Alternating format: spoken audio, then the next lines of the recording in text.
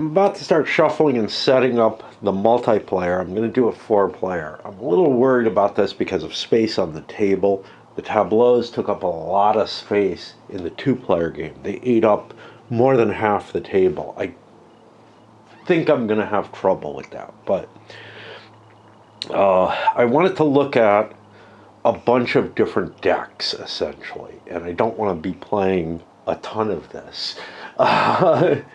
Although, you know, it was fun 2-player. I could see sort of a kind of the way I saw a game like I'm trying to find it here,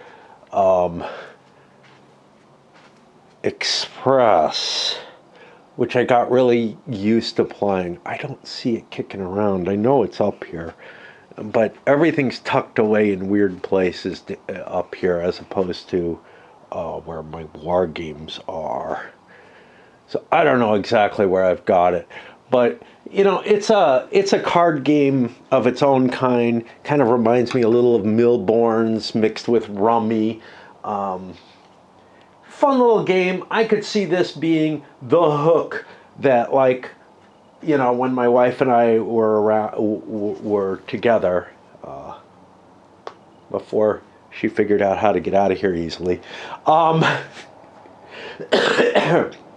Something I don't have the guts to do, but you know, was kind of, hey, dinner's cooking.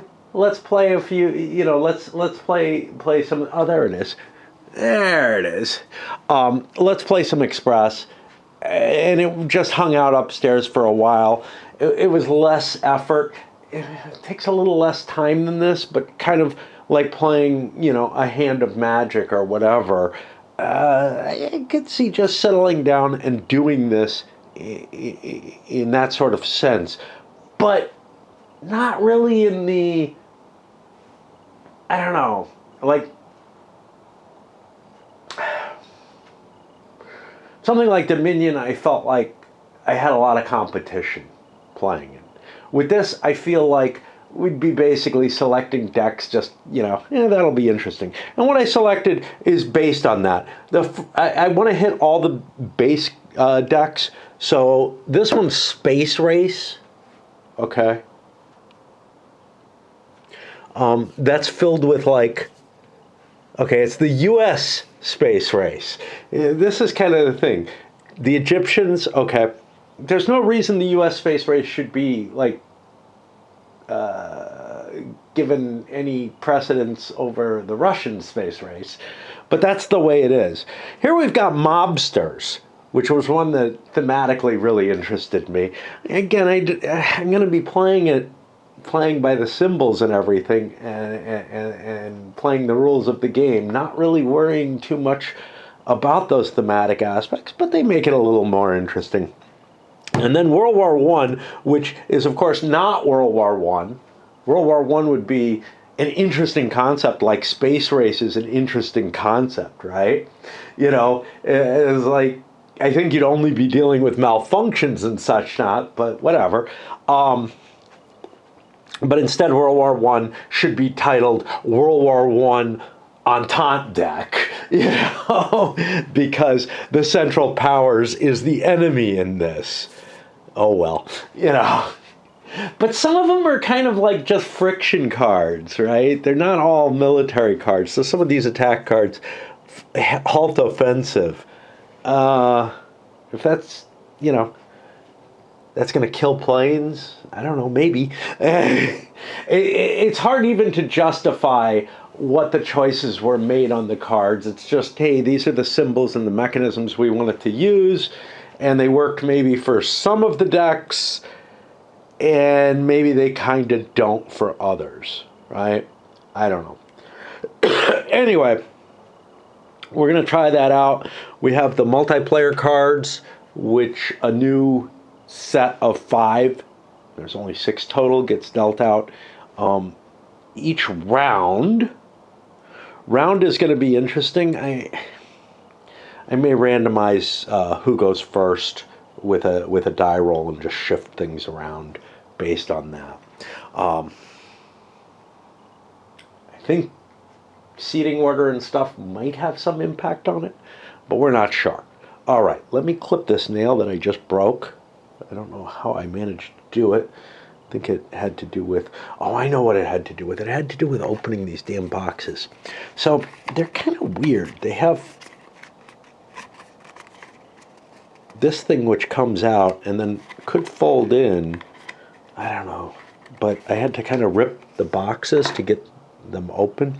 And inside there's sealed plastic, unlike, I don't know how magic works nowadays, but back in the day, like any card deck, the cards just came out.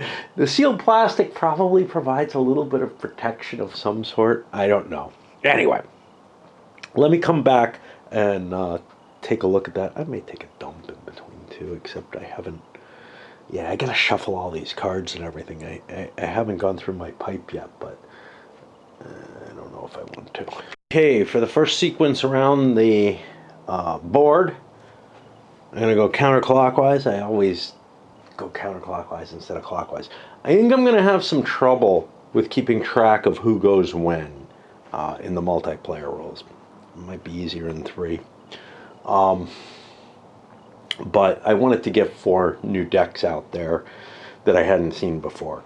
We also reordered the decks at random. Central Powers up here, the World War I here, the Egyptians here, Space Race, and then followed by Prohibition. There's something kind of interesting. So like the last game, the 2-player game I played, I had 2 players, eras, whatever, that were both pretty much opposed to something else singular.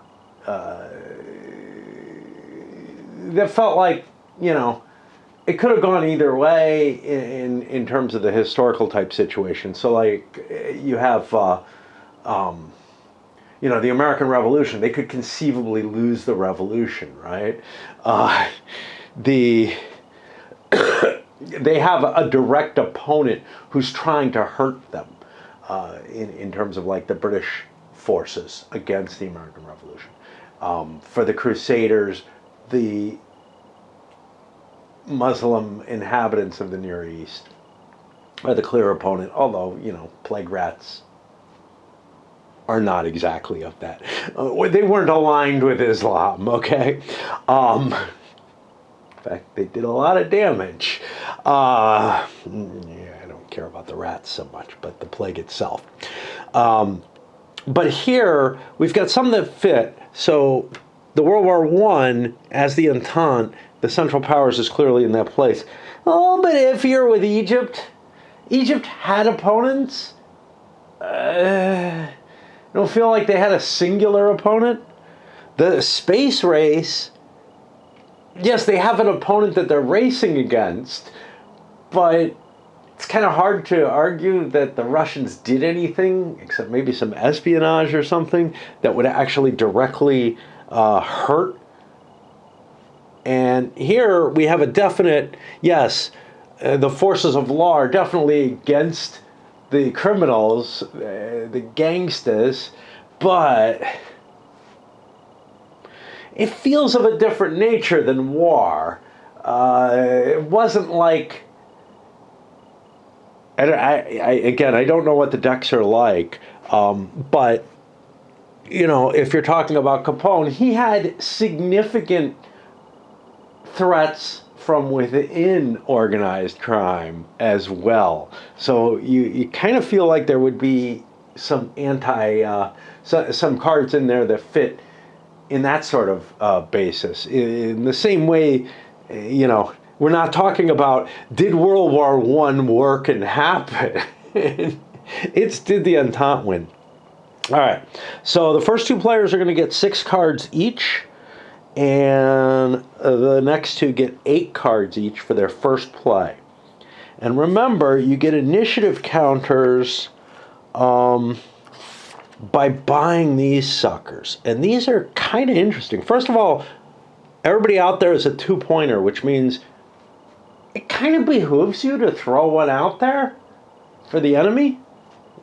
But on the other hand, So you're not picking on a specific player, you're picking on everyone else. And you're generating conflict cards that cope with each of them. In addition to getting the initiative tokens, the thing is, the first player is kind of like, yeah, just like before, I don't have anything I can hit with these. Is it really worth it? Well, by putting out 3 opposition cards to the enemy, that can be a big deal. And this one's kind of interesting. It prevents 2 of those special build opportunities, as opposed to being used as an actual military card. So that actually has an interesting facet to it. I'm going to think, but I suspect I am going to buy a card just to get my initiative token. Now, if initiative is tied, what were the tiebreakers here? Sorry.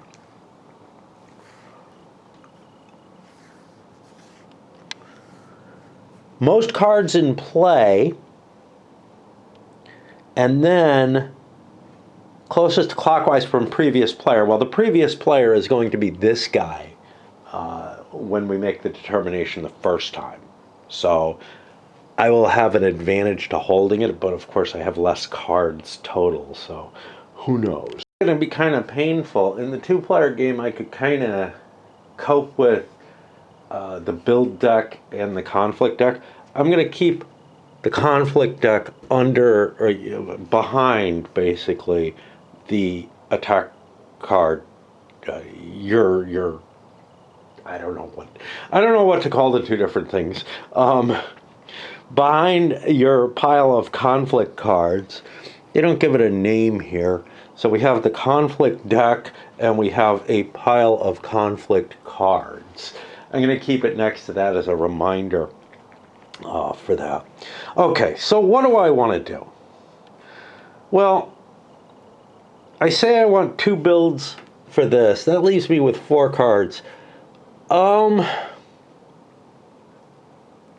I could throw everything in the build deck, and I don't get an exhaustion token because I only have 6 cards. Instead, I'm going to throw 5 in the build deck, over here, I guess, and I get 1 card, which is Heavy Artillery. This is something that can help me fight. Like, I'm worried that people, because the advantages to causing conflict cards to come out, I'm worried that people are going to get knocked out pretty easily. So this is not a terrible card for me. Hello? Cutting through my yard again. Yeah. Okay.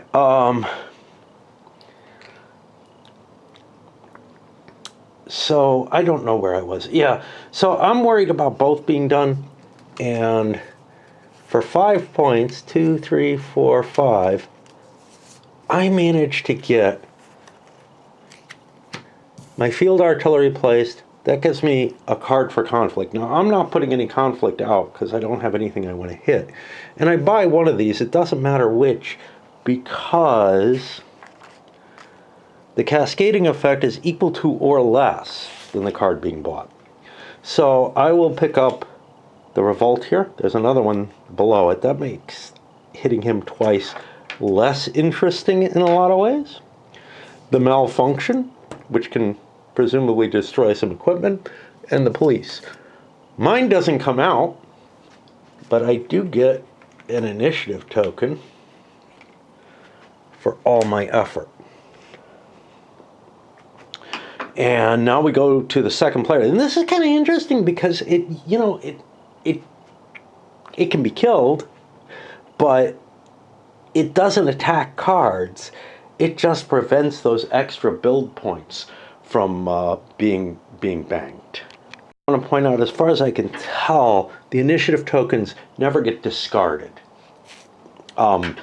If you run out, probably a lot of people have some of them, so you just drop the lowest player down to 0 and take that many away from everyone else. But so it's just an accumulating pile of points that you have available for determining who goes first. Okay, this guy's sitting here with his 6. He also doesn't have anything good he can do. His problem is the cards that are out here are 3-point cards, an investigator and Soviet launch. I would be able to bring this into play, though. I don't know how important that is. I don't have a kill card in front of me, which is kind of interesting. So I think I'm going to play 4, and those will go down here. I want them further away, but I kind of want the rules in front of me. I knew it was going to get crowded. I'm going to keep 2 cards in hand to see what I got. Okay, I got slaves, which produce a whole bunch of build cards, but not right now. And I got a pharaoh who gives me a key, gives me a combat capability.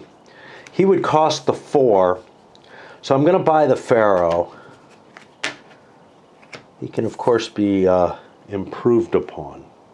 Now we go to the first player, who gets 8 cards. He's also in that kind of ugly situation where, look, there's a 3-point card I could bring out the 2 2-point cards for, or I could just bring the 2 2-point cards off.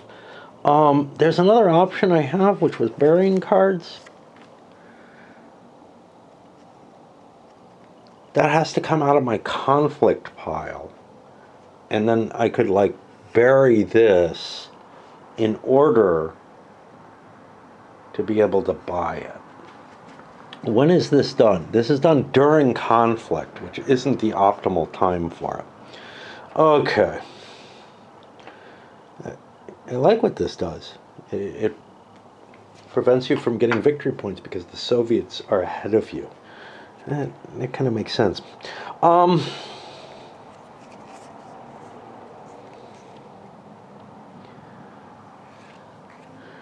gonna, I think, hold 5 cards. I'm gonna put 5 cards in the build pile. Hold 3. Now let's put 6 in the build pile.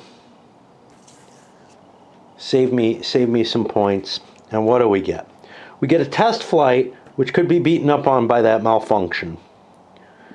We get a test pad, which gives me builds. Now I don't have the points for this, so that's an easy decision. I don't get that. The test pad seems like a good buy, because that's going to give me little hammers. I don't get them yet, just like coins and whatnot. That's something I get during the resource phase. But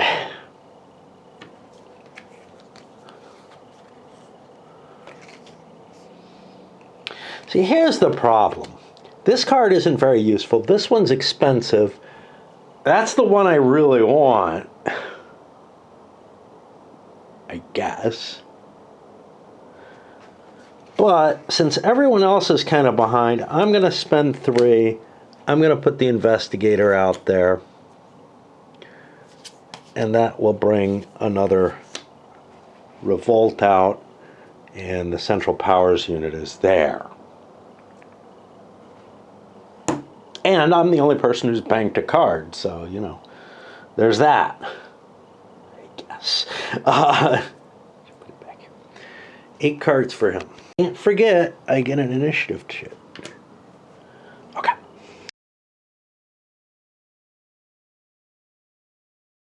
What that guy said was true, and I'm pretty sure it's not.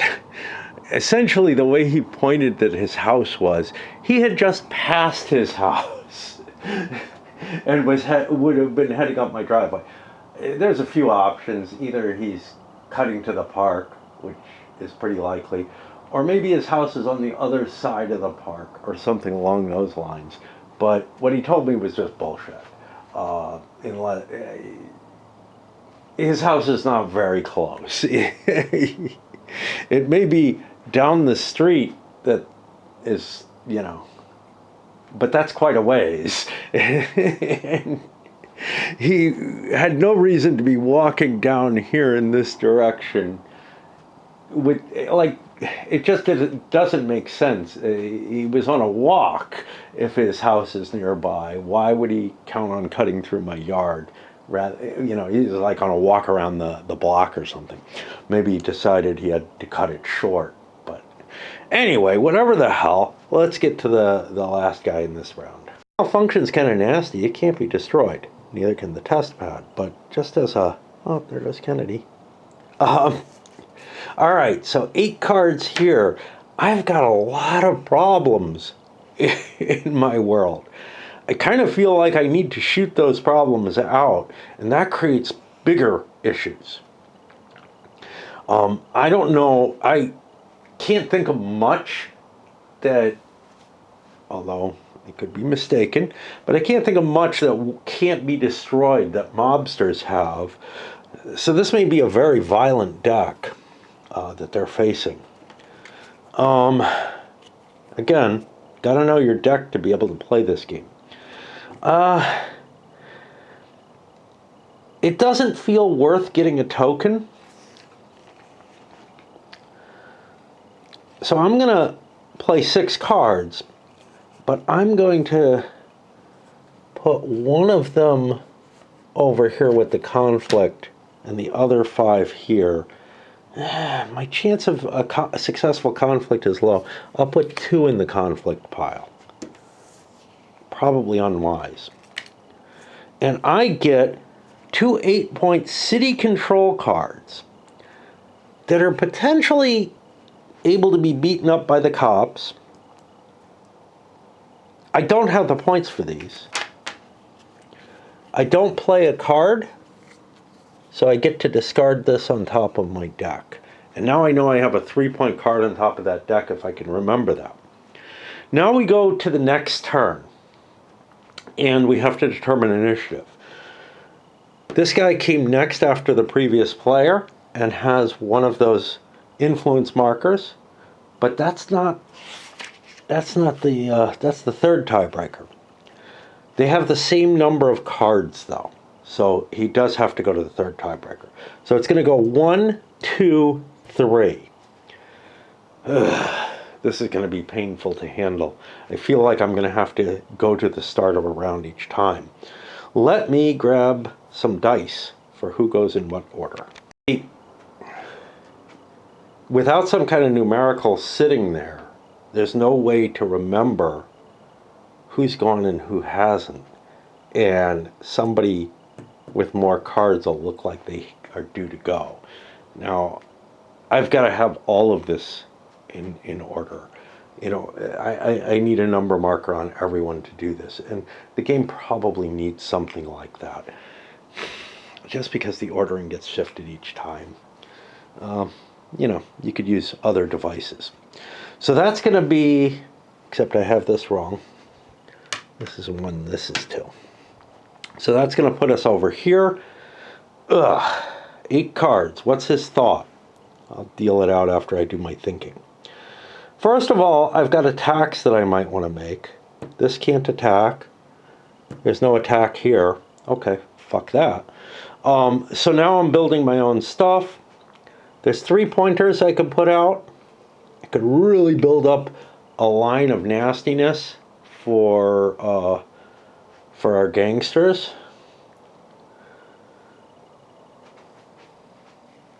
Mobsters. And my own is very like, now, I could actually, I think, pay to move my own. Am I able to do that? It says all player. I think I could play a conflict card to bury this, which is kind of a nasty thing. You know, although it's easy to kill, I don't have the capability. All right. Cards. I'm going to put a conflict card in because I can try to shoot this. I'm not likely to get it, but...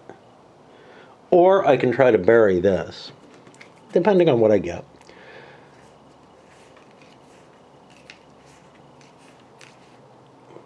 I'm going to put 6 in here and draw just a single card. I get No Man's Land.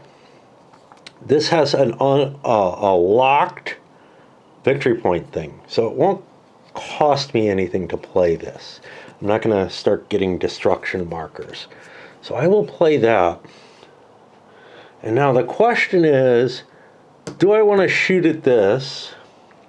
So far, the cards I've seen don't have a lot of stars.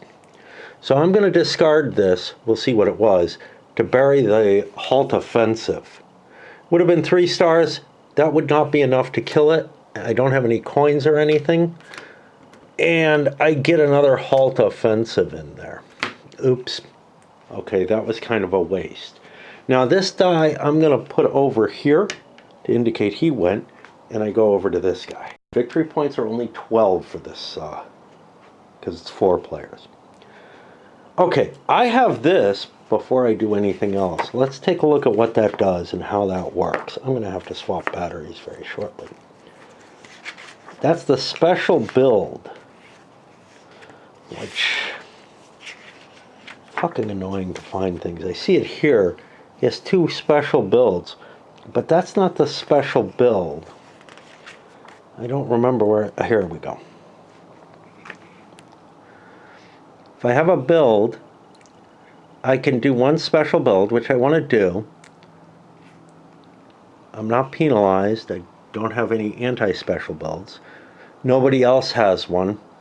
To use a special build, a player may draw 1 card from their deck and flip it over onto their build pile face up. Okay, so that's going to give me all of 1 star.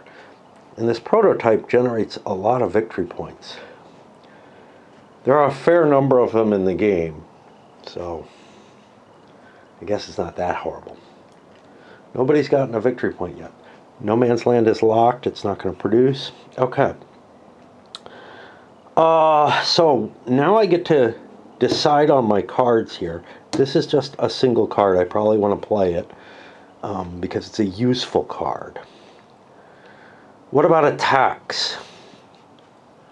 I have 2 attacks here.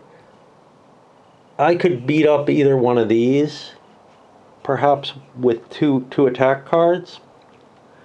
He doesn't have anything that can be attacked yet. I could build more yuck. Wow, prevent him from getting grain. Again, an undestroyable penalty. Interesting. Ooh, this is nasty. I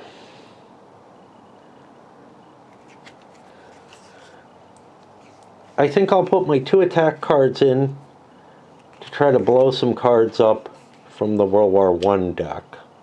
Why not? Well, because I'm using cards to hurt someone, maybe make an enemy, and it's not helping me. So that's actually a issue.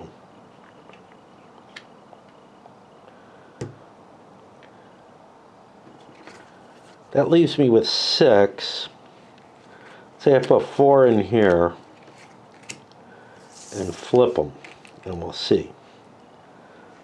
I have another test card. I could be generating 2 cards a turn in there. That I definitely like. There's no uniqueness to it. It is a 3-point combat card. That sucks. NASA control, probably want to get this into play as well. Let's build 1,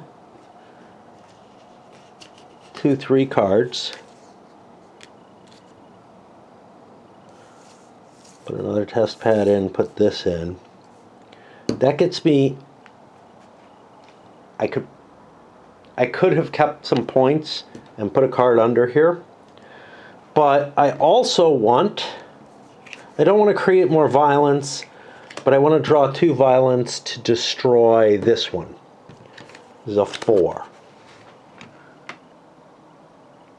A's open all of this up. I generate only 3. I don't have any money, so I've just wasted an attack. This goes over here. What fatigues me again? It has to do with 7 cards, always. That's kind of helpful to remember. And it's not there.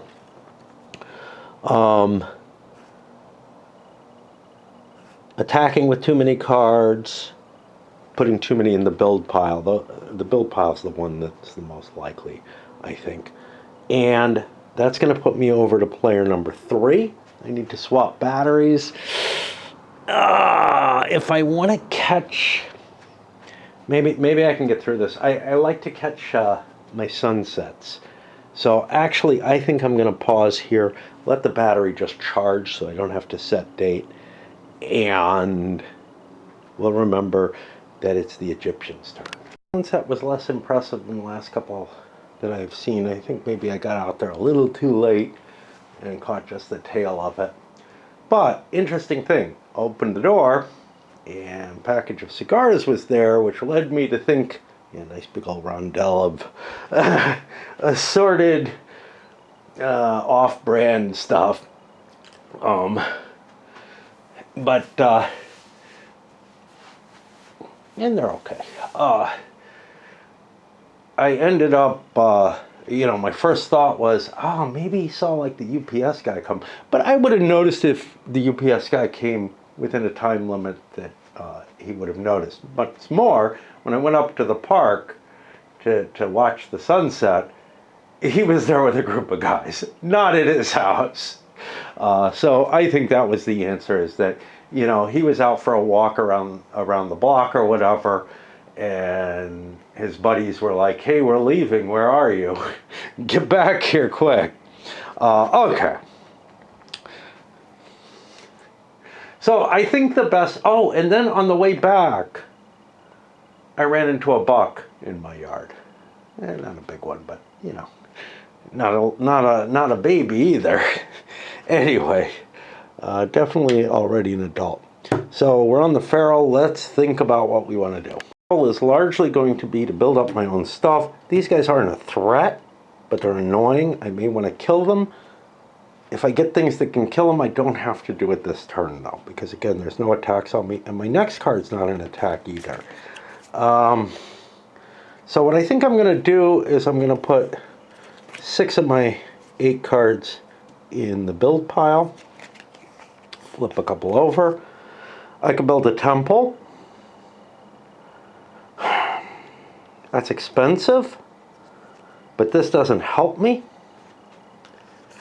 I kind of don't like taking all this firepower out, but let's start collecting victory points, because we only need 12. It's, less of a hurdle than the last one. That brings me up here. He's got a lot of nastiness. He's got cards I don't remember if I know what's up there. Like I have too many problems already. I may want to kill one of these. They're not going to be trivial to kill, so I'll put a card there. I'll put 5 in my build deck, leaving me with 2. I kind of like the idea of 2. And I get a mobster who has a combat capability. And Booze Trucks gives me a key.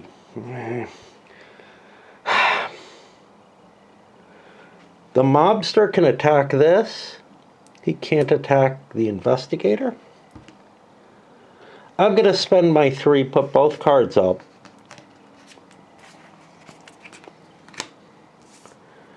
I'm going to attack the police. Now I have to get 4 stars for this to work. I get 3. That sucks. I don't know if I have big cards. I actually think I knew what that card... No, because I just put another one in there. Okay, fair enough. Okay, nobody bought any more. He was the last player. Number 1 switches to over here, though, because he has 3 cards.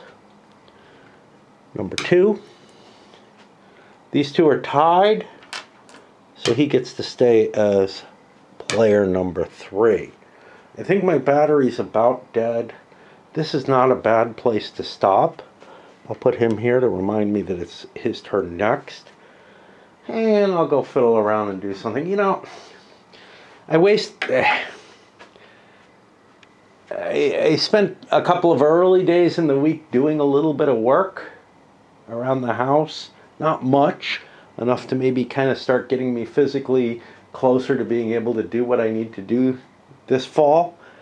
And now, yesterday I went out, got vodka.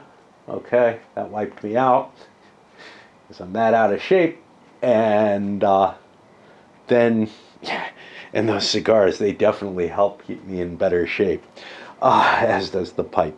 But seriously, I mean, it's lack of doing things, which is funny because I managed to go dancing, and that's still like, you know, probably a half marathon. But yeah, it's different when you have something on your back, when you're carrying weight. And now, today I totally blew off, did nothing of value. I could have. I don't know why I didn't. I was playing this. I was playing computer game upstairs. I'm hooked on another one. And then, you know, tomorrow is dancing, probably. I'm trying to make a decision because I kind of want to go dancing on Saturday. But I don't know if I can do 2 days in a row because I'm usually pretty wiped out on Saturdays. But maybe if I pace myself, drink less, whatever, I'll be in better shape to go out on Saturday. It's also the DJ pairing that I like least is showing up on Friday tomorrow. So it's like, it wouldn't be a bad week to skip. But then again, Alexander pointed out a couple of errors I made in the past game, which probably impacted the Crusaders' overwhelming victory. One of them was I spent money on an attack. You can't spend money on these guys. You can only spend money attacking those guys. I forgot about that completely. Another one had to do with I used a capability that had a lock on it. Part of that is those locks are awfully hard to see sometimes. And I think I just didn't notice that I had a lock there. And then the third thing that he brought up wasn't an error on my part, but that the bubonic plagues are incredibly devastating to them. And yes, they are, or would be. However, none of them came up in an appropriate attack situation. But I also managed to get a jump with, and maybe this was the problem. Let me take a look. I'll be back. The thing that got in the way was these castles. They do not have a lock on them.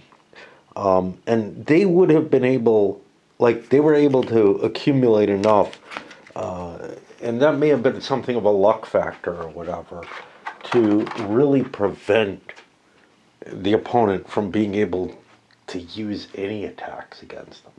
And those castles are invulnerable, which is the issue. Anyway, I'm over here on him. I'm on the first turn. I got a lock here so I don't get the little token. But I do get some production capability. A couple of cards that I get to put up here.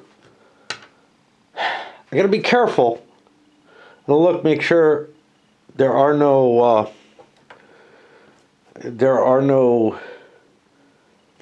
symbols, blocking symbols up in my attacking cards.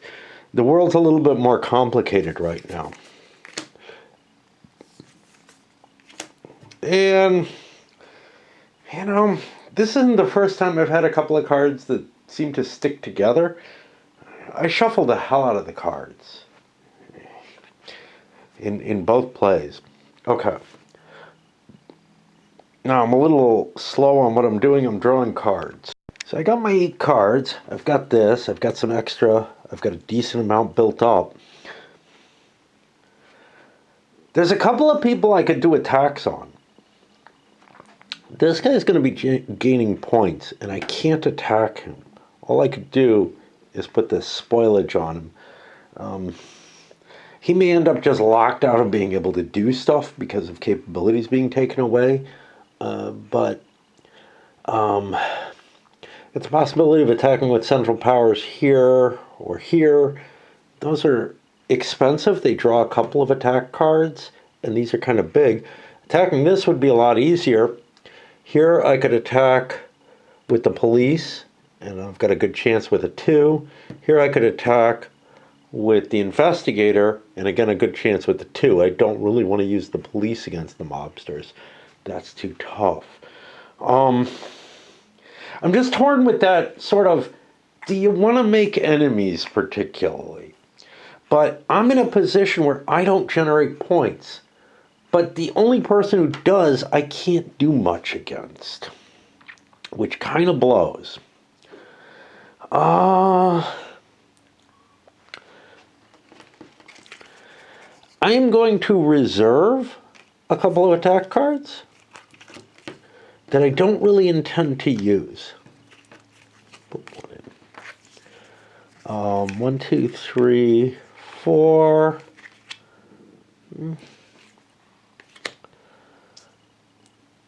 Let's put 4 cards in here, continuing to build up my build deck, and see what I get.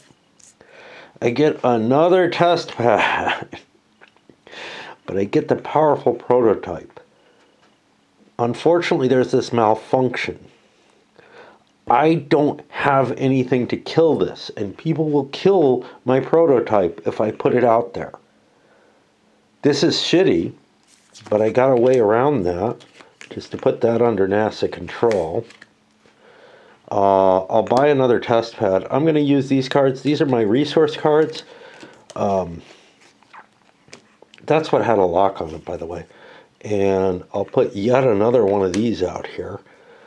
That's going to give me 3 draws. I'm gonna have a huge build capability here. Do I want to launch an attack? You know, NASA might as well crack down on the mobsters. This key might be really important, but let's go for this first. I bet you the key unlocks money. And killing the money right off seems okay. So I'm going to use the investigator against them. I only get 1 star, that's not good enough. US bonds. And that's it for me. Going up here, I want some time to think, so I cut the camera regularly. What I do is I want to break locks, and I want to kill this, because this is dangerous to me. Nobody's used it yet, but it's dangerous. So I'm going to put 3 attack cards in there. And I'll put 3 build cards in play. And get this. Oh, look, I get a tank. This requires me to get that A key again. Not terribly useful. Do I have 7 cards here? 1, 2, 3, 4, 5, 6, 7. I'm going to spend to put the tank in play. That's going to throw this in here. Now, the tank kind of sucks to put in play, because why do I have him in a different direction than everyone else? The tank can't be destroyed. There's that. And I'm going to be generating victory points now, which puts me in a nice position. But I kind of don't like throwing all these stars away, because I'm pretty sure I'm going to need to kill things. Puts me over here to open with. I get a victory counter. I must have shifted that. I get a victory counter, and I'm not going to get any effective builds, and that's going to be hard to cope with. Let me think about any attacks I want to make and whatnot. I do not get, I have a key, I do not get these coins for any reason, because I don't have the income. I go with that standard, let's throw 6 cards in here, 2 here. Here's the thing. I'm facing this tank. He's going to be generating 1 point per turn, and there is not a damn thing I can do about that. And he has 5 of these. That could get you to victory really quickly if you draw them. Of course, they're expensive. Let's see what I got. I got another Pharaoh. I could flourish him. That would cost me 6 to get the B key. I don't know that I have a real need for the B key. So I'm going to blow 2 to build the Architect. He is killable, but there's nothing attacking me. And I'm going to put that extra Pharaoh card underneath. Because that means if I do need that B key, I have it kicking around. I took my first victory point. We're up here. He produces nothing. I don't know why, like, I'm looking at the situation and saying, look, this is the guy I'm fighting with right now. I can't hurt him. I'm not going to expend effort trying to shoot somebody else. It's kind of my feeling there. Can't hurt, so I'm looking at him. He has his 8 card deck here. I can't hurt him at all. I can't use any of these to do any harm. So the only attack I can make is with this. I could try to blow up that artillery. That might be worthwhile because he's in the lead and he's going to be able to throw 3 cards to kill this. That certainly will kill it. And then the next card, this Halt Offensive, doesn't stop any of this. So I'm intrigued by the idea of attacking. I have a lot of cards in here. So what I'm going to do is I'm going to drop 3 cards in here, 1 to attack, and that should give me 3 card draw, actually a 4 card draw. Let's drop another one in here. I don't really like doing that much, but I also, it's hard to generate cards. Like, it's very, you got this balancing factor of how much you want to spend, and I don't know. I don't know. Okay. So, I got Al Capone, who looks really hard to hurt. Produces tons of money. Most importantly, I have this, and here we have, there's a little A key here. I am not going to be able to play this import sales card. And this may have been what I ran into with that other thing. So this can just get discarded. I can't even do this, which is a shame because I could really use money. And this creates, each key would create a match, and I'd have a match here. But I need the A key no matter what. And that is the key I do not have, unfortunately. That's a shitty situation. What does this do? Well, I think that blocks a weapon coming at me.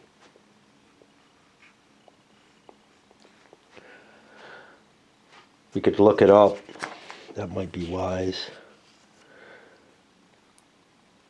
Yeah, this gives 1 military block to your opponent. That's different. That's the arrow. Block symbols. Symbol of the same type.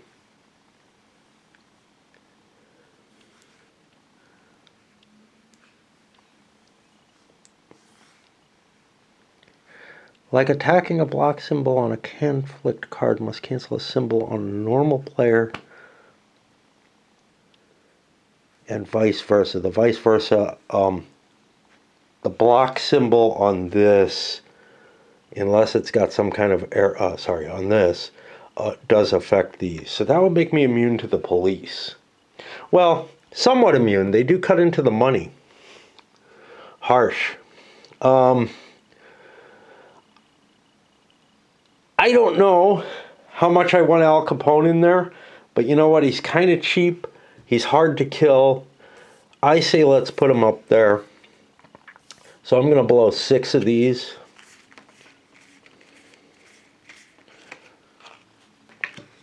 On getting those cards out of my way. And I'm not really paying attention to what my discards are. You probably would want to if you're playing. I'm also going to attack this with 2 cards. Oh no. Sorry, 2 cards from here. Getting confused as to who I've got. I need 4 to hit. I get it. That kills this. It doesn't get a destroyed marker. It just goes in the discard. But it gets rid of some of his firepower. The problem is this tank is really quite potent. And there's not much I can do about that. Did I want to buy something else? I don't feel like paying for this. Yeah, I'm going to hold on to those. Those come out of the conflict cards, I believe. No, they come out of the purchase, right? It gets so fucking confusing to me. What comes out of conflict? Oh, being able to burn a card. Yeah. I don't particularly want to do any of that. So yeah, I did not buy attack cards. That puts me through the limit. The 2 people who have the advantage, well, he's going first with the most cards. Second, third, and fourth. And that gives this guy who's generating points a little bit more. Oh, that's hard to break. A little bit more time to get to him. But this guy is just gonna be producing points, and there's not much that anybody can do about it. So after setting the point values, the ordering down, we go back to him. He produces 3, and that's it.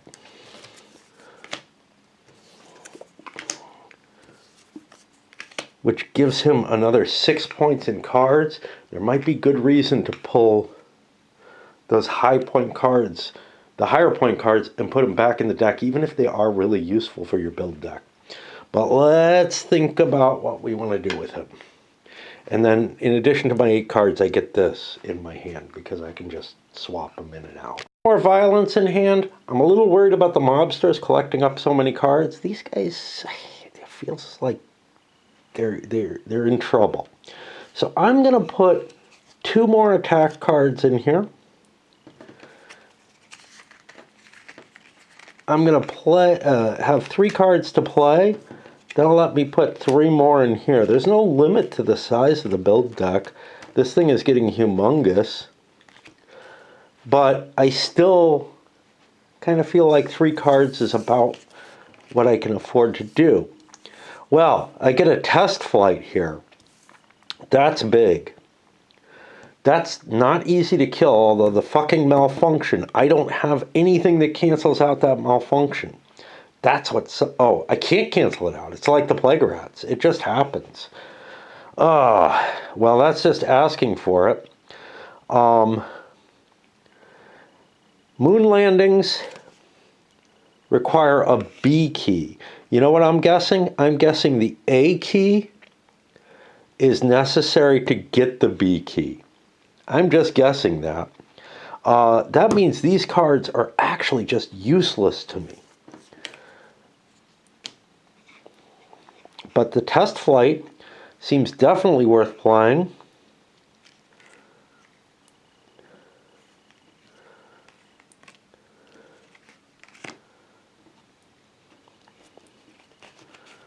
I'm going to spend, oh, I got to spend 12. 3,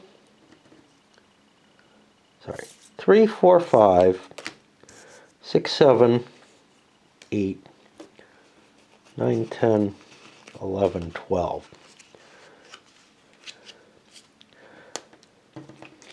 I don't know if this is wise, but we buy the test flight.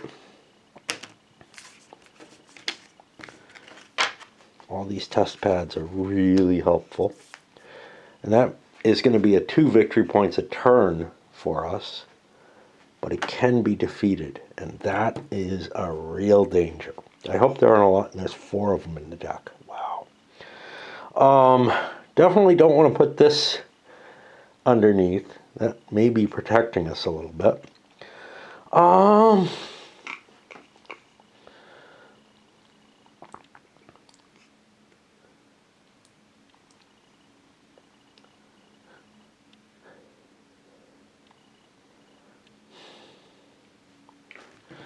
going to also pay 2 build cards.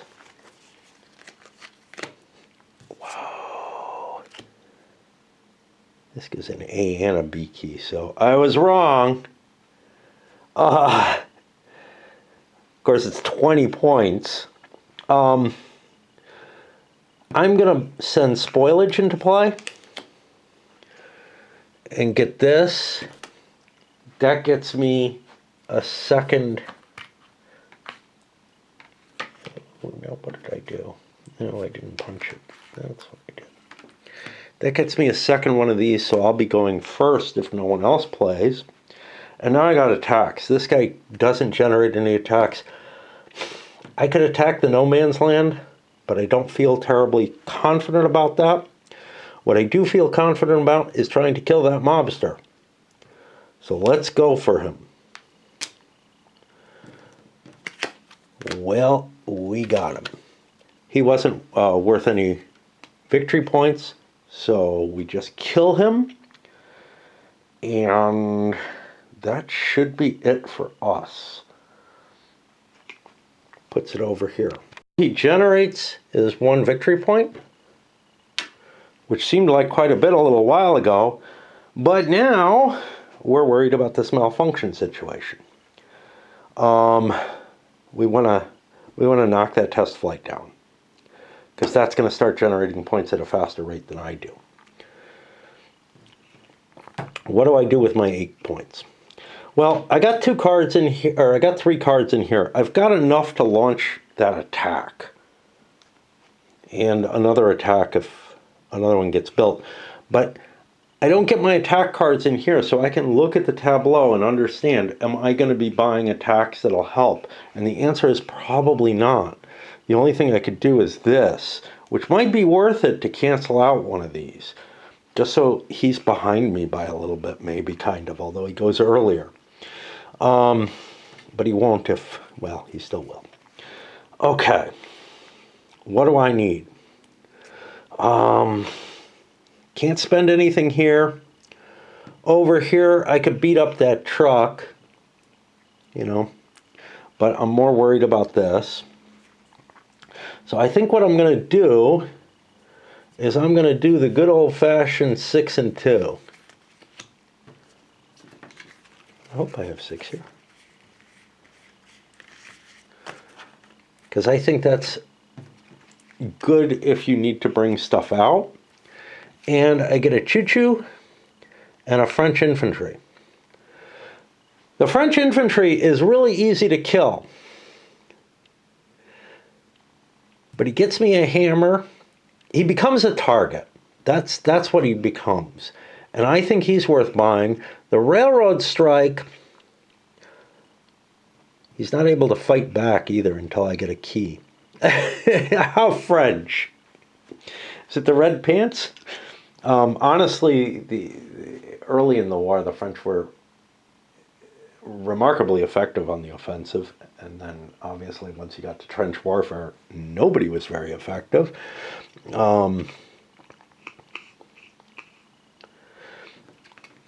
going to buy both, because those coins would be really effective if I can get them. I like that sort of fort, or I like the 6-2 payoff, but anyway, we need to get rid of something. My choo-choo could be hit with the halt offensive. This is my most important. Let's play 2 on that. What are my chances? I don't know, because I don't know what my cards are. Well, that's not going to do it. That's attacked. I'm sorry. I can't draw 2. I only draw 1. I cheated. Getting confused here. Oh no, I could draw 2. I'm using his attack card, not mine. I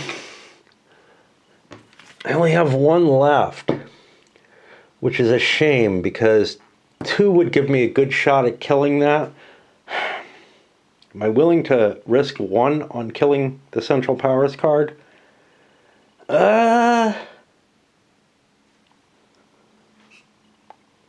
Chances are low. I'm going to hold off, even though I really want to kill it, but this was the more vital thing. I should have put an extra attack card in there. Oh, fuck. Before I bought the attack card, I wanted to... Why is this in here? Okay, I'm gonna shuffle this into there, but I gotta count his cards, make sure he has the right amount. So it turned out all my supply cards somehow were mixed in with the red cards. I don't know how that happened. I know one thing, the way the cards come stacked, all these resource cards are followed by the red cards, followed by that. That may have been at fault. Whatever, it was sloppiness on my part. I'm going to reshuffle these into the main deck. But what I was trying to consider was if I wanted to buy something with these, and I had enough points, I wanted to buy the Soviet launch with these 3 additional cards. So we get, I fucked up in terms of order. Sucks to be me, right? Now that Soviet launch is powerful because it cancels out one of these, and I also get to play a big card from everybody else.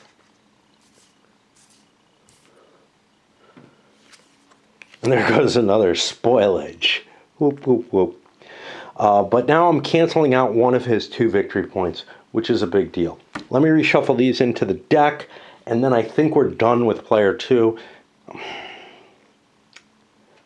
Don't know why, shit gets messed up. But when there's a complicated setup to a simple game, that might just tend to happen. And nobody's gotten a resource card that they could legally play. Now, in his case, maybe he could have. Although, I don't remember if there was a lock on those. This is my difficulty with, learning how to play a deck is... Even while I'm playing it, I can't remember what I just saw. It really is going to take a fair amount of experience to get used to and good at a given deck. Which for me means this would probably be, again, a game that's kind of a light lark, as opposed to something that I'm really concerned with playing. Something that's more for shits and giggles. And it's kind of complicated for that. Certainly in multiplayer. But again, I think I'd kind of favorite 2-player for that. And fuck! Guess what I forgot all about? I forgot all about these fuckers. Because I had to hide them up there to make enough room for everything. Alright, well, we'll see if they shake things up next turn. Because those get dealt out at the beginning of each turn, right?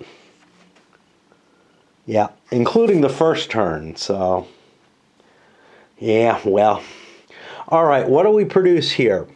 A couple of unlocks. We got an eyeball. And... some money if we could get a resource for it. It may be kind of cool that I've forgotten about these, because this is already pretty complex running 4 players solo. More than I think I don't know. I knew it was going to be painful. All right, what's going on for me? Facing one player who's getting a point here, one player who's getting a point here, one player who's getting a point here. And I'm the only guy who's not getting points. And people were shooting at me. What's up with that? I need to build up my capabilities. And they're the ones generating victory points. I'm going to have to get lucky. Once you fall behind in this game, it's tough. It really is.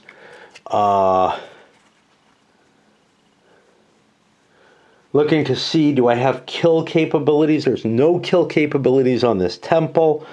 This thing is intriguing, but it's not like I'm knocking the player out by taking that one kill. Forgot about his extra card. So with my 8, since I have a decent size hand here, I am going to hold on to 3 and put the rest here.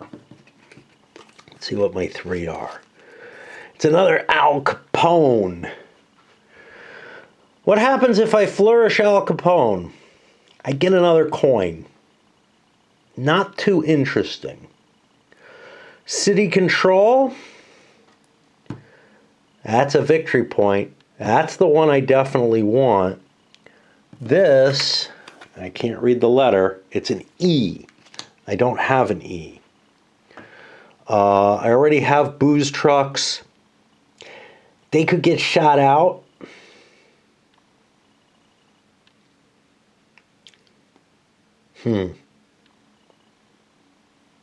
Well, I'm buying this for 8. That's the first thing. 1, 2, 3, 4, 5, 6, 7, 8. That gives me 1 left. I could flourish Capone with that 1. Since I discard my cards no matter what otherwise, though, I'm gonna put the booze trucks under the city control. Oh no, this can't be destroyed.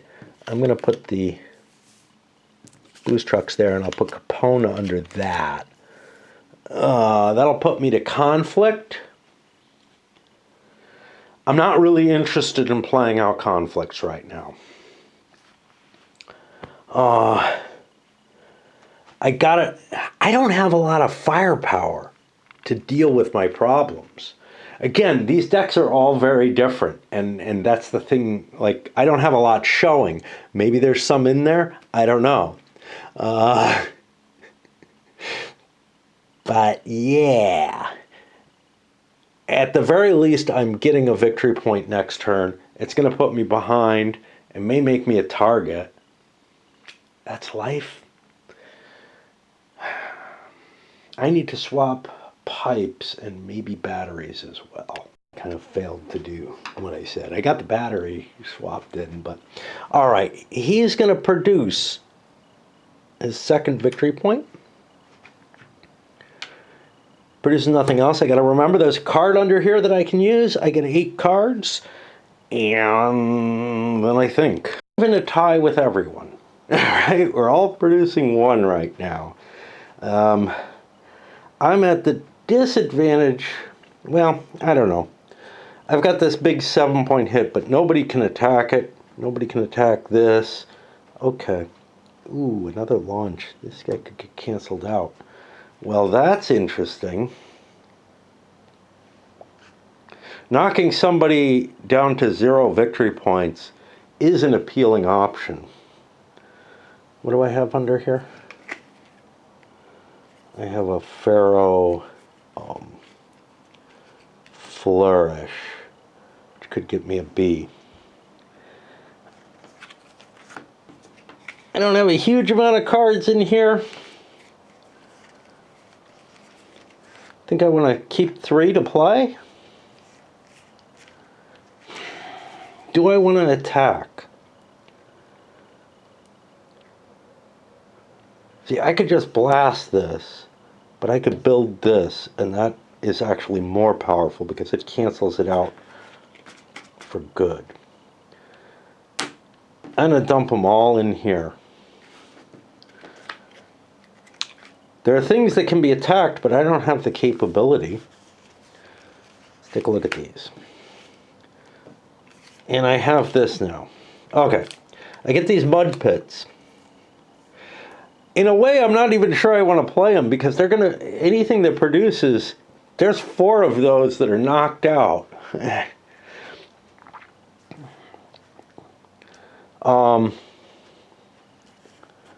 Flourishing the Pharaoh doesn't look like it does much for me. And I certainly don't need to double flourish him. So that 3-star card is going to go back. What about 14 for the pyramids? I don't think I have 14. 9. Pyramids are impressive. Obviously, they can't be destroyed. The fact that they produce so many points is impressive, but not going to play this. You know what I could do? I could say I'm not going to play a card and put a 4-star card up here. I'm not allowed to attack this turn, which means I gotta wait till next turn when I've probably forgotten that I have a 4-star card up here. Even playing opposed, that might happen that you forget what you put in there. Probably not when you just got 1 card and it was such a big deal. I don't know. Oh, wait. I can tuck one of these in there. I could actually tuck both of these in under there. That's especially powerful. Or, how about instead, I put a 3-star card in here, and I tuck the pyramids in here, knowing that I have 14 points to build up, and I just save it. Now the danger to this is this guy can be killed, but there's nothing that can kill him. And it looks like Egypt doesn't really face too much military power. Okay, let's figure out who goes first, and then we worry about those cards. We got... Seriously? Only 2 players have pulled pennants? That's interesting. Okay.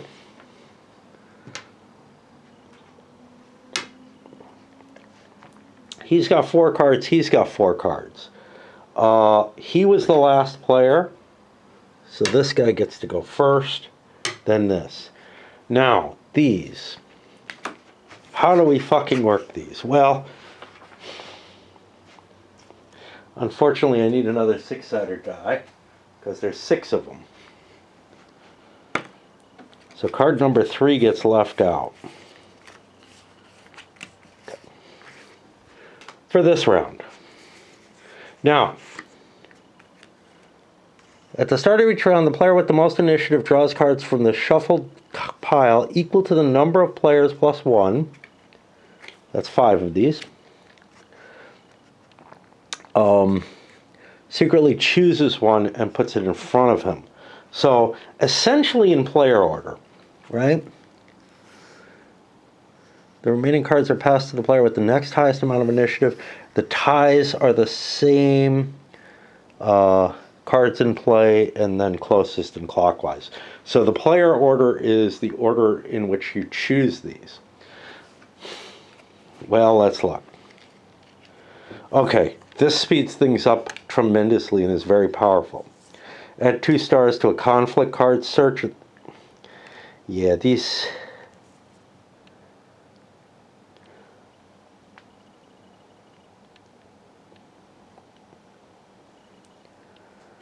I can make something immune to combat. This is all very interesting.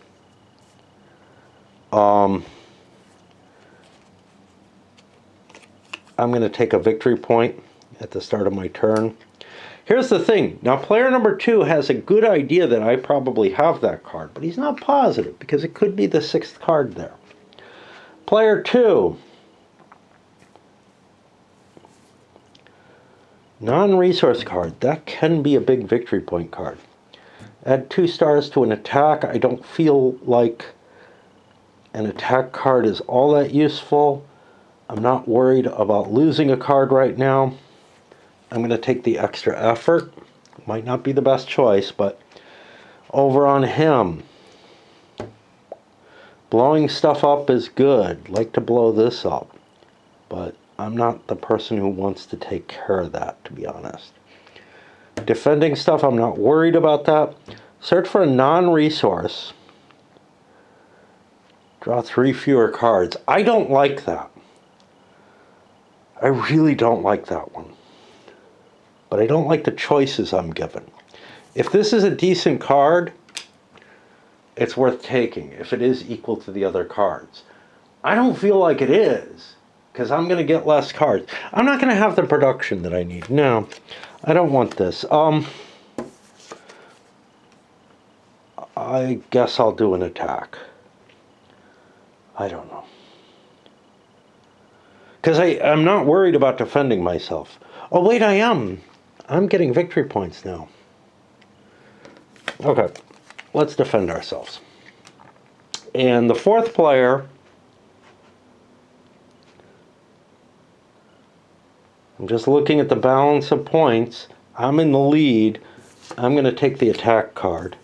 That puts this one back in here. We'll do the same thing other turns. This adds some definite complexity to things, and it added enough just thinking about it that I need to take a break right now. Let's try to get another round around. And by the way, this doesn't really hurt because it's a crappy card, other than the fact of what it might potentially produce, but I might clear these. We're over here. We got 3 of these now. Wow. And we have an A. I didn't realize, but this is not. I need to flourish it. That's the word. So that only produces 2. This is our first victory points, it seems. And 3 of these cards, which I get to just put up there. Wowzer. Now, the problem is all the points on these, it makes it unlikely I'm going to draw another one of them, though. But we're looking at 5, 10, 12 points here. 13, 14. I still would need 6 more to catch, to actually build one of these suckers. They're hard to destroy, too. Yeah. Takes a lot of malfunctions or something. And somebody with a lot of cards. Oh, what is my... I play my card as well. That gets me a 3rd one. Oh, but one of them was canceled. Okay. And I got another cancel up there. Just waiting to be played. All right. Let's get rid of this. And I guess I deal a new hand. What do we do with these? Well, we have a pretty good amount of cards here. What do we want to kill? See, now I was away for a little bit. Now I'm probably going to be away until at least Sunday, because I think this round is the last time I can do. It's going to be really hard to get back into this after that long. But that's what'll happen. I have this card in hand. How good is this? It's lots of points. I probably want to play that. I feel like I'm racing for victory, but I do want to worry about other people. So he's got a 1 point. He's got a 1 point that I can't hurt, but I could hurt other things. He's got a 1 point that I could hurt, but I can't, because Egypt doesn't seem to get attacked. At least not the cards that I've pulled. I mean, Kadesh, Sudan.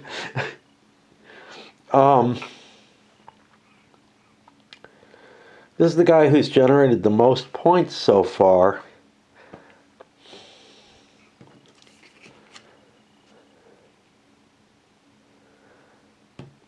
A 2-buy would put out a whole new squad of cards to everyone. Cause some more issues. The railway supply could get killed. I don't know.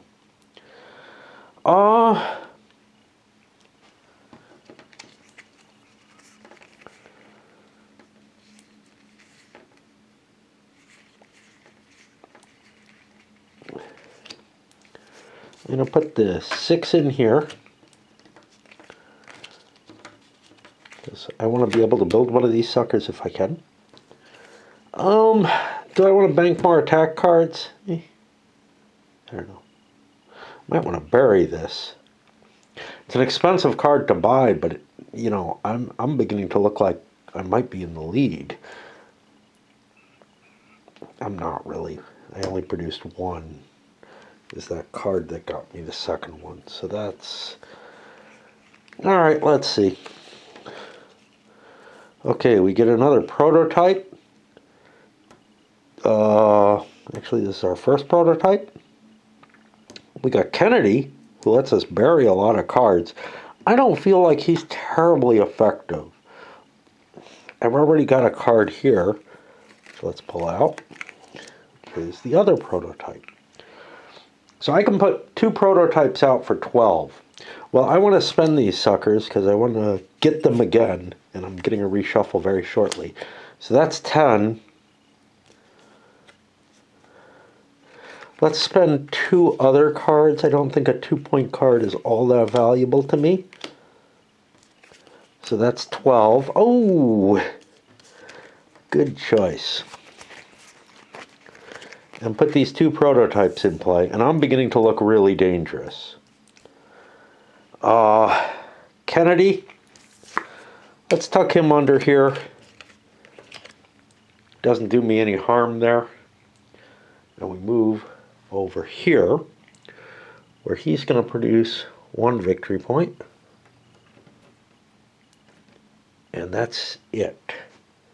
Let me check to make sure. I need to check that multiplayer card. Extra effort, draw 2 extra cards. So I'm going to get a 10-card hand. That's potent. I think I want to try to trigger malfunctions. Because this guy is just sitting here with 2, 4, 6, -1. Now, I may also want to buy this. Just to cause more havoc on everyone else. I kind of feel like these multiplayer bonus cards could be an option for the multiplayer game rather than a requirement. I don't know that they feel absolutely necessary. They're adding another layer of difficulty to the game.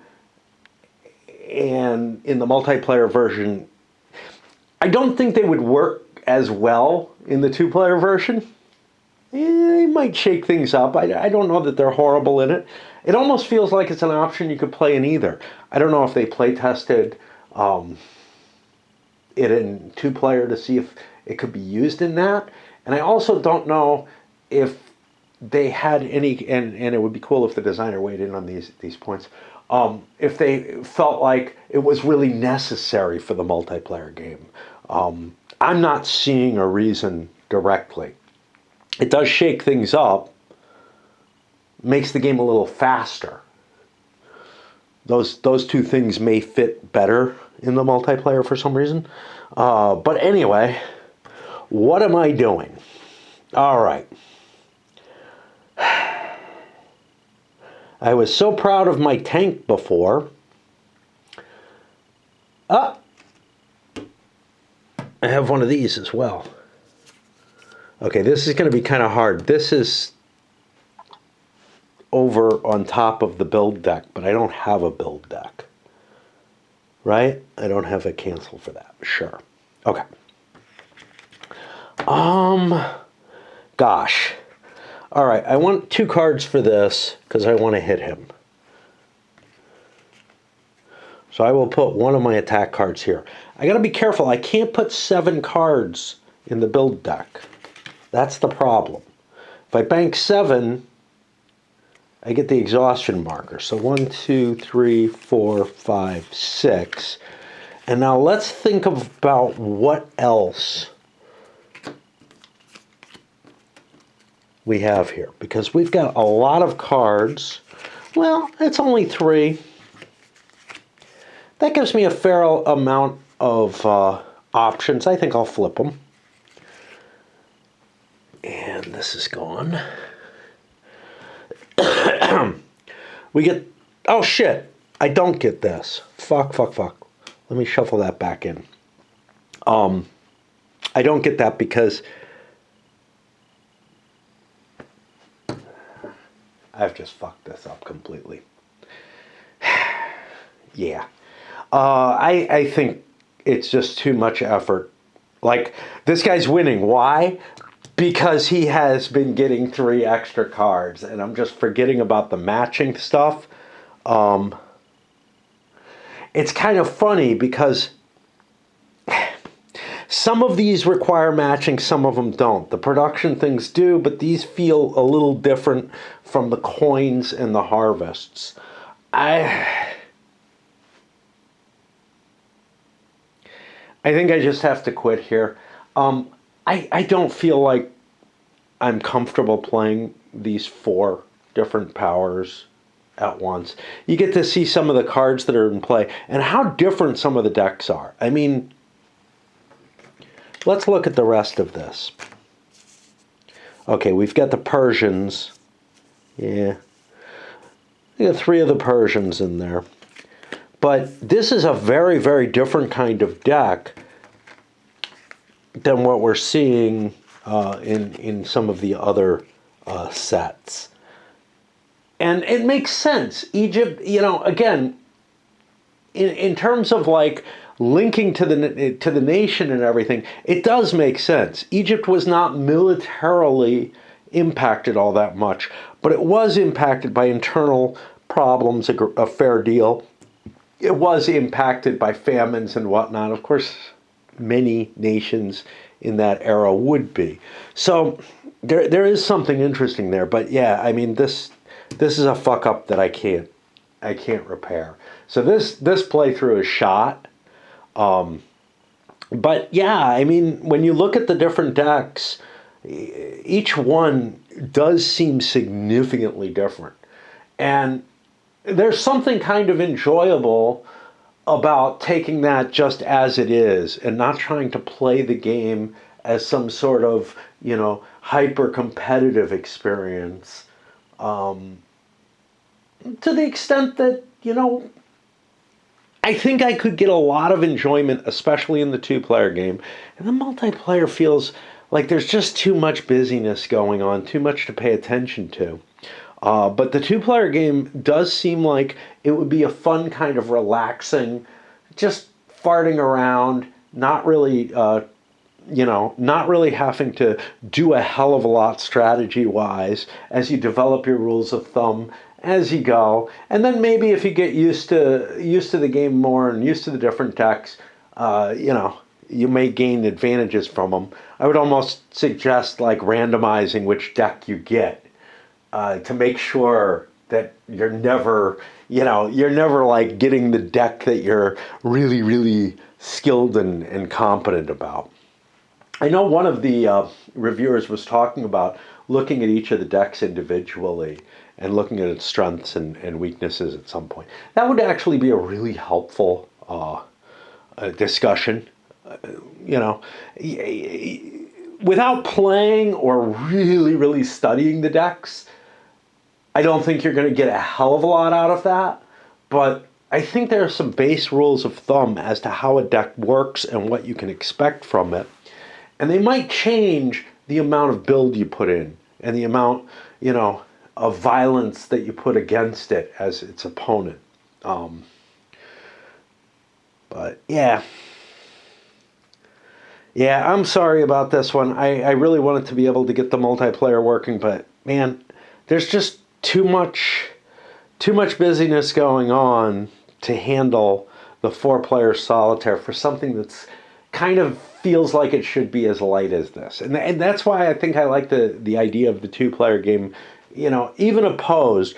Look, I'm going to be worrying about everybody else's tableau so heavily and everything. You know what? I don't think I've ever played Dominion more than 2-player, to be honest. Magic, whenever I played it more than 2-player, it was just kind of goofy. These were silly things where people brought in huge decks and all kind of crap. And at least in this game, the multiplayer, you can't just gang up on someone. You can build up their negatives and you can pick on the leader. There is that capacity there. But it doesn't feel as strong. But yeah, this Jesus. As soon as I pulled this and it had one of these, I'm like, uh-oh, And it's not even the same nation, but it's just like, it made me realize, can't do this. Yeah.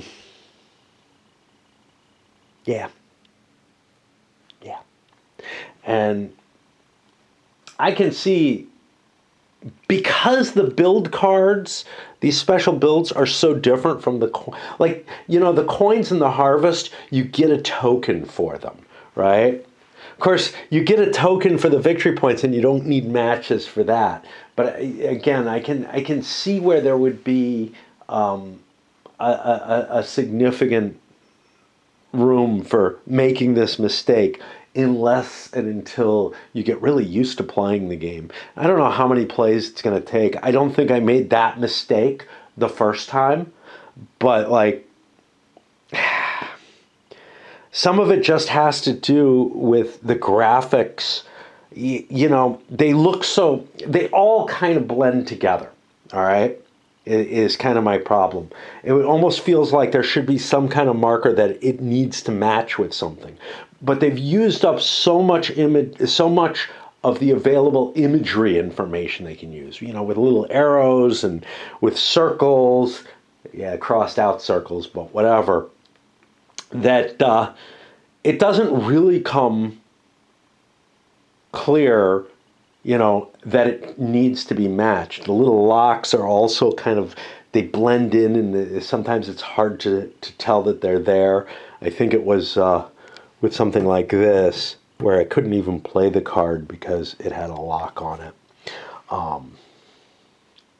But yeah, I mean, when you hit me with that many icons and everything, I have trouble. I have trouble with that. It's why... shit. Trying to remember what the game was. Big space card game. I don't remember. The Galactic Emperor? That doesn't sound right. No, Race for the Galaxy. All the iconographical information in that just led me to being almost unable to play.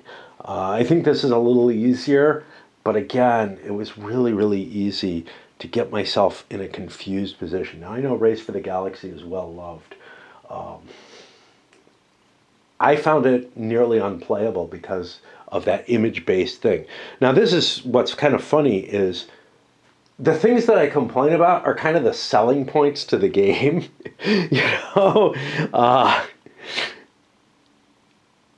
The fact that there's no text on the cards, essentially, was one of the key points that they put forward with it. Another one was that the decks, all play so very differently. Well, that makes it so that the way that you learn, the real way that you get better at this game is not really coming up with clever new strategies or whatever. It's by figuring out how the decks should be played in general, how each given deck should be played. And it's just, the basic design decisions on it are ones that don't appeal to me. Now, I think the icons can be overcome.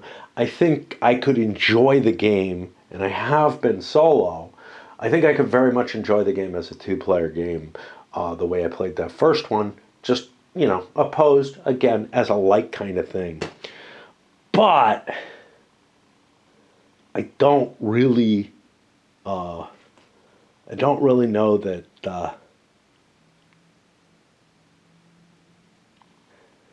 it's hard to respect the game terribly, right? Because all it's kind of gotten is it's got an innovative, different way of handling, hands of cards and dealing and whatnot. Anyway, mistakes be damned or whatever. I think I've spent enough time on this one, and I don't really want to break it out again. We'll see. Part of me wants to be able to discuss it more, and to have a little bit more feel for it before I do a review. But I don't know. I really do think that for me, the pleasure would be in the two-player game, and this takes up so much space, so much everything. Wow. All right.